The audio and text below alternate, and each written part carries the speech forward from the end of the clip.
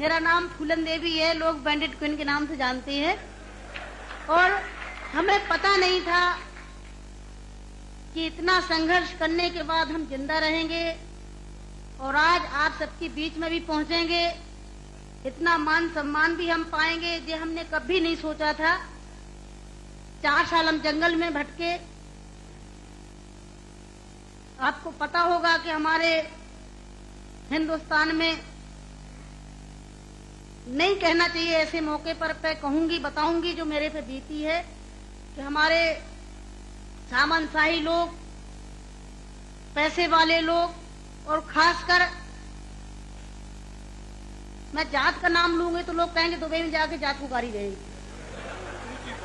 ऐसे ऊंची जाति के लोग जो जात पात को मानते हैं, हम जैसे गरीबों को, दलितों को, दबे कुचलों को, अल्पसंख्यकों को एकदम ये सोचते हैं जी कीड़े मकोड़े हैं, जी इंसान नहीं है। तो उन लोगों को मैंने बताया कि मैं इंसान हूं, अगर हमें तुम मारोगे तो हम भी चुप नहीं बैठेंगे, हम भी जवाब देंगे। और इसलिए मैंने कई दफे सोचा कि मैं आत्महत्या कर लूं, मर जाऊं, पर मैंने सोचा कि मरती तो हजारों लड़कियां रोज हैं।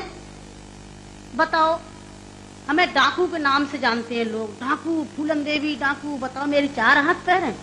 कहते चम्बल घाटी की है, चम्बल घाटी की, चम्बल घाटी मेरी माँ बाप है। अरे मैं माँ बाप से पैदा हुई हूँ, मेरा कसूर यही है कि मैं झोपड़ी में पैदा हुई, गरीब परिवार में पैदा हुई, दबी कुचली समाज में पैदा हुई, तो हमें जीने का अधिकार है नहीं। मेरे भाई और बहनों, मैंने कोई बुरा काम नहीं किया।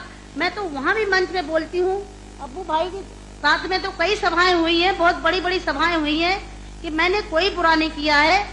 आपने सुना होगा, सुना था, आप तो वहीं के सब रहने वाले हैं, कुछ हमारे भाई हैं यहाँ के, है कि एक सीता के कारण इतने बड़े जो रावण का आज तक पुतला फूंकते हैं, उसका यही कसूर था कि खाली एक औरत को उठा ले गया तो आज तक पुतला फूंकते हैं। मैंने क्या बुरा किया? मेरे साथ भी ऐसे रावणों ने अत्याचार किया, मैंने उन रावणों को जवाब दिया। फूलन देवी को डाकू है, डाकू है।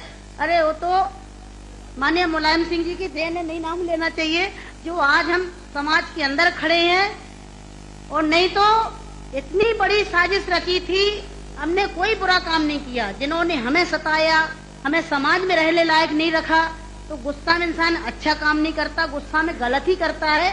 और जो कुछ भी हुआ, अच्छा और बुरा सबक सिखाने के लिए कि हम जैसी बहन बेटियों के साथ अन्याय अत्याचार करोगे तो कोई भी महिला घर से बाहर न करके और अपने अधिकारों की लड़ाई लड़ने के लिए मैदान में खड़ी हो जाएगी। तो मेरे भाई और बहनों, हमें तो डाकू घोषित कर दिया। जब मैं चुनाव लड़ने जाती हूँ तो सब एक ही भाषण रहते हैं, किसी के और कोई भाषण नहीं रहते हैं। बताओ, मैं डाकू दिखाई देती हूँ? क्या होता है डाकू? है, तुमने हमें सताया, हमें लूटा पीटा। डाकू तो वो बेईमान जो हम जैसी महिलाओं को लूटते पीटते हैं। तो मेरे भाई और बहनों, 4 साल में जंगल में भटकी, 11 साल में जेल में रही, और जेल में भी हमें पागलों के साथ रखा गया था। अच्छी जगह नहीं रखा गया, जहीं पागल महिला थी, पागल महिलाओं में रखा गया था। 11 साल तक हमें जेल में रखने के बाद कोर्ट में पेश नहीं करा गया। और जब जेल से छोड़े गए तो बहुत बड़ा हमारे हिंदुस्तान में तूफान आया, इतनी बड़ी डाकू को छोड़ दिया गया, बहुत बड़ा अन्याय हुआ। बस आप सबका प्यार था, आशीर्वाद था, कुछ ऊपर वाले की भी दुआ थी, जो आज आप